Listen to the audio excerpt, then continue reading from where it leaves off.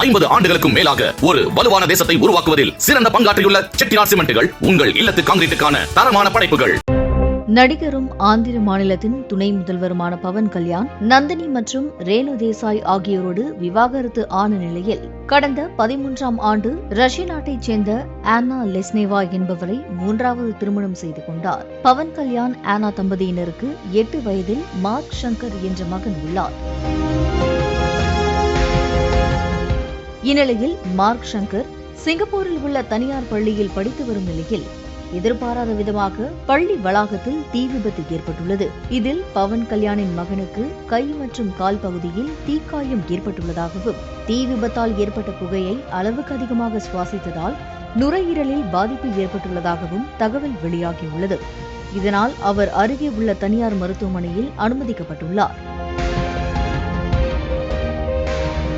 தகவல் அறிந்த பவன் கல்யாண் சிங்கப்பூர் புறப்பட இருந்த நிலையில் அல்லுரி சீதாராமா ராஜு மாவட்டத்தில் உள்ள அரக்கு என்ற கிராமத்தில் வசிக்கும் பழங்குடியின மக்களிடம் தான் நேரில் வருவதாக நேற்று வாக்கு கொடுத்து விட்டதாகவும், அதனால் அவர்களை சந்தித்துவிட்டு பவன் கல்யாண் சிங்கப்பூர் செல்வதாக ஜனசேனா கட்சியின் எக்ஸ் தள பக்கத்தில் பதிவு வெளியாகியுள்ளது.